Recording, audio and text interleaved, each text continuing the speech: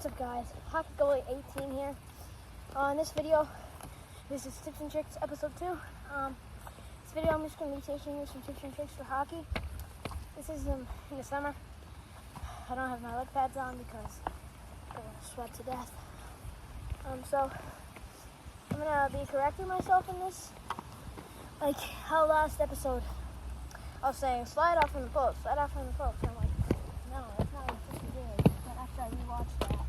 Because when you're on this post right here, you might want to take a T-push out and get squared with your shooter.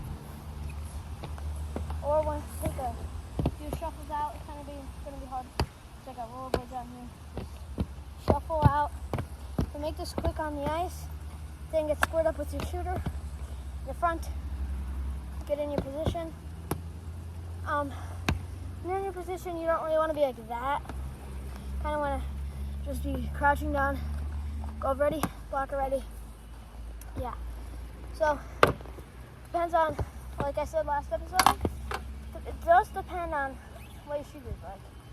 You also got to kind of predict the shot. If it's going to be low, you can slide out from the post. But on a high shot, you don't really want to take that. Also, when you're in the front of your net, or you're in the top of your crease, and you have play like almost maybe 2 feet ahead of you, what I do sometimes is just stand there, which is not right. Stay in your position, be ready to move, keep pushing over the corners,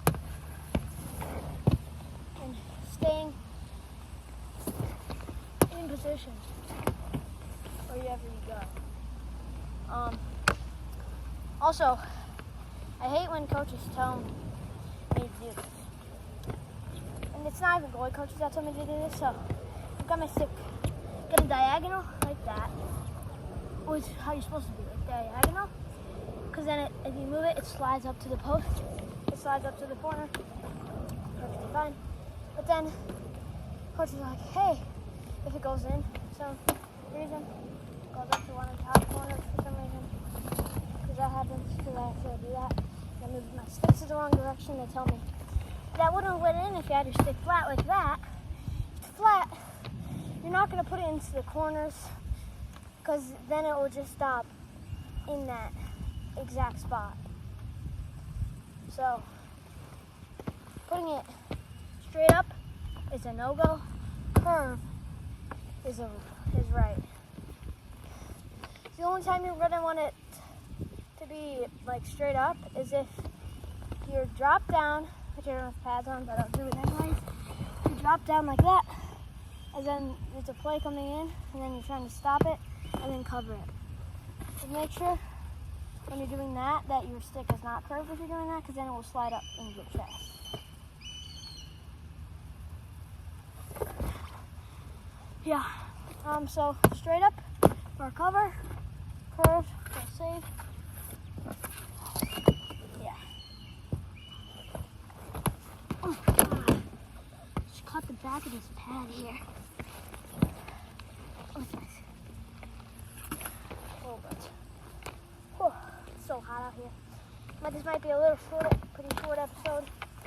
Makes it easier for me to edit, and it's very hot out here. Put the stuff away. One more thing. When there's a shooter out in front, and then you're sliding in from your post, or you're going out from your posts. My goalie coach is a big deal with this. There's a shooter right there, right? You're starting from your post. Most likely, you're on a T-push out. Oh my God, I suck. You're on a T-push out, and get in that position. Or if you're starting on your 45, which is about maybe not straight to the middle, but not straight to the post, it's about right here on my crease, maybe like not straight from the middle, but right where I'm standing on the net, you can see. So my 45, and if you're this close from your 45, don't T-push, just shuffle to the middle. You get a big shuffle. Okay, now I'm going to be talking to you guys about some drills you can do alone. So, if you're just by yourself and you're a goalie, if you're an only child, or if you have no other siblings or anything that play hockey with you or anything, here's some drills. You can imagine in your head that there's a shooter out there in the middle, and you practice your movements. I know movements aren't the funnest thing to do, but before every game, I always do a movement. I always just go like this.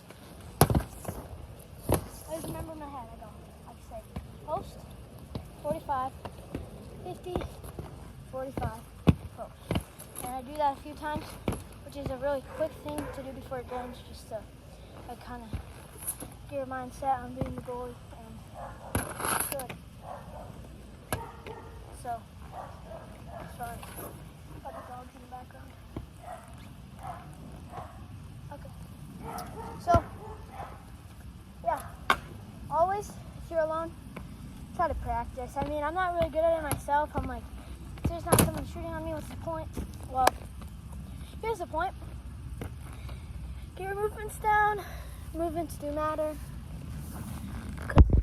If you get to a game and then you just don't know how to move in your crease, then yeah, don't really know how to do that good, which makes you not very good of a goalie.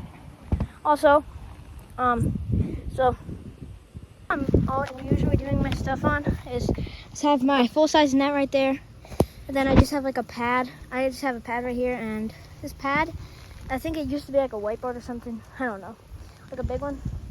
Like it has like a feeling that's kind of like flat.